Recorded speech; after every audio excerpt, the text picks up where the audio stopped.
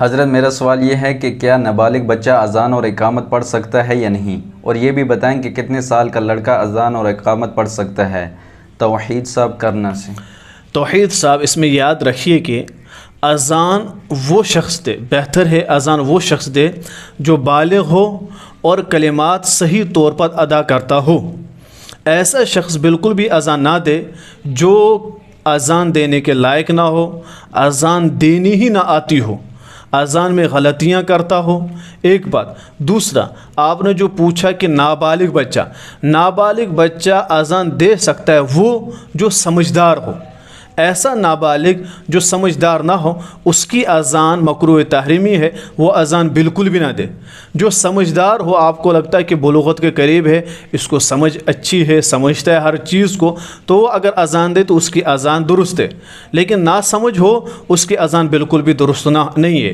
یاد رکھیے، اس میں ایک بات یہ بھی یاد رکھیے کہ اگر بالغ ہو یا سمجھدار ہو، یعنی بلوغت کے قریب ہو، ان میں سے بھی وہ اذان دے گا جس کے الفاظ صحیح ہو، جو اذان کے الفاظ صحیح طور پر ادا کرتا ہو۔ ہمارے معاشرے میں کیا ہوتا ہے، اگر نابالغ بچہ ہے، وہ قریباً 11-12 سال کا ہے، بلوغت کے قریب ہے، وہ کسی مختم پڑھ کر اذان صحیح کر لیتا ہے، تو لوگ کہتے ہیں یہ ابھی بالغ نہیں ہے تو اذان کیسے دے سکتا ہے؟ تو پھر مسجد کا کوئی بوڑھا اٹھتا ہے کھڑا اور وہ اذان دے دیتا ہے، جبکہ اس بوڑھے کی، اس بزرگ کی اذان غلط ہوتی ہے اور یقینی طور پر غلط اذان دیتے ہیں، اور بالکل بھی ہمیں احساس نہیں ہے کہ کیا اذان غلط دیں گے۔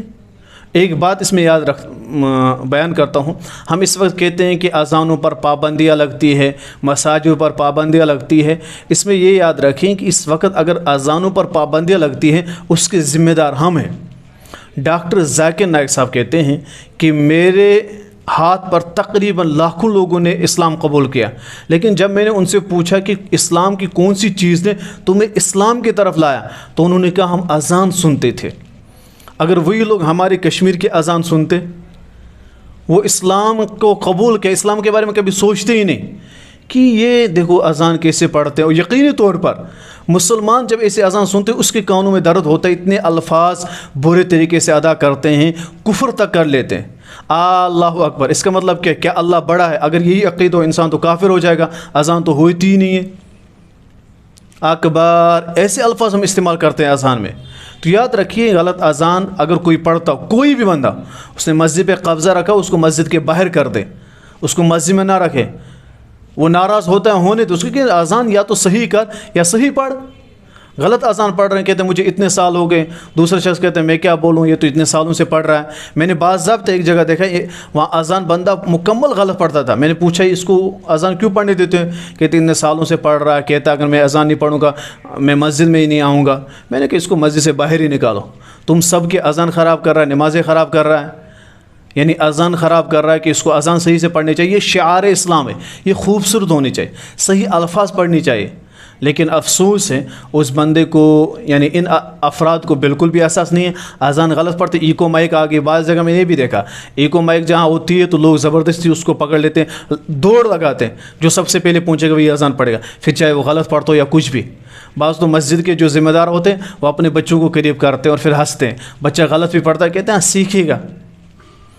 ایسے ذمہ دار کو گھسیٹ کر مسجد کے باہر نکالنا چاہیے، جو کہہ رہا ہے سیکھے گا۔ یہاں سیکھنے کی جگہ اس کو سکھاؤ پہلے، پھر اذان صحیح طور پر استعمال کریں۔ اور وہ بچہ کتنا تو بالغ نہیں ہوتا، بالغ کے قریب وہ چھوٹا ہی ہوتا ہے، چڑھا لیتے ہیں ایسے مائک پر۔ عجیب معاملہ ہے، شریعت کو، اسلام کو ہم نے مذاق بنا کر رکھا ہے۔ دیکھو یہ غلطیاں اس وقت اکثر ہو رہی ہیں، اذان کے مطابق، نماز کے مطابق بالکل بھی ہم نہیں سوچتے، ہم اس کو یوں ہی لے رہے ہیں، اذانوں کو ہم یوں ہی لے رہے ہیں اور ہر بندہ آ رہا ہے اور کھڑا ہو رہا ہے۔ اس وجہ سے اذان کا تلفظ صحیح ہو، غلط تلفظ ہو تو یاد رکھیے ایمان بھی جا سکتا ہے، پھر اذان کی تو بات ہی نہیں ہے۔ اللہ تبارک و تعالیٰ دین کی صحیح سمجھ عطا کرے۔